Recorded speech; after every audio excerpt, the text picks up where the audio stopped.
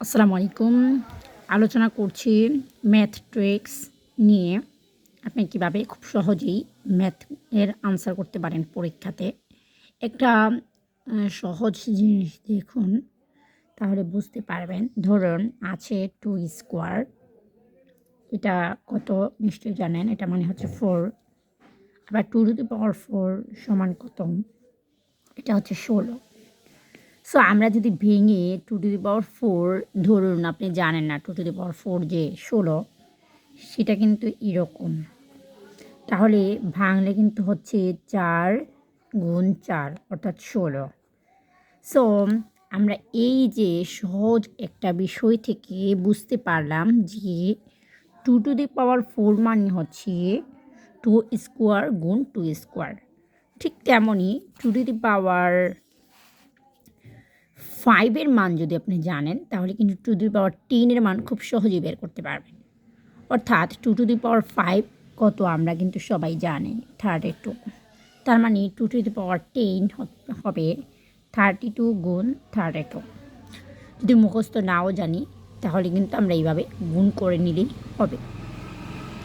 তাহলে আর আমার অনেকক্ষণ ধরে 2 দিয়ে অনেকগুলো সংখ্যা গুণ করতে হবে না।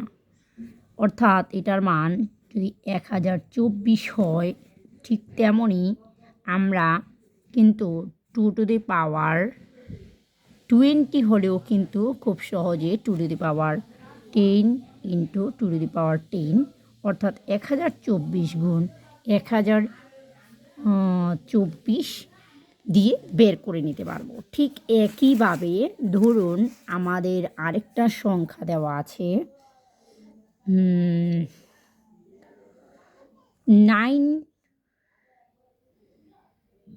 কিউব বা 9 টু দি পাওয়ার 6, যে কোনো একটা সংখ্যা ধরলাম, কিংবা ধরুন আপনার সামনে দেওয়া আছে 4 টু দি পাওয়ার 5। তাহলে 4 টু দি পাওয়ার 5 আপনি জানেন না অঙ্কটা কীভাবে করতে হবে, তাহলে কিন্তু আপনি নিচের যে দুইটা সংখ্যা অর্থাৎ 2 টু দি পাওয়ার 5 গুণ 2 টু দি পাওয়ার 5 এটা হয়ে যাবে খুব সহজেই। তার মানে 4 টু দি পাওয়ার 5 মানে হচ্ছে 1024।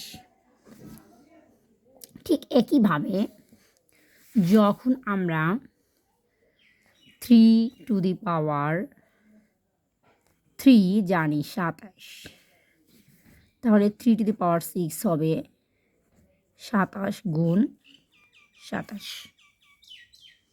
ঠিক একইভাবে এখানে 3 টু দি পাওয়ার 6 কিন্তু হবে 9 কিউব। আশা করি বুঝতে পারছেন। ধন্যবাদ সবাইকে।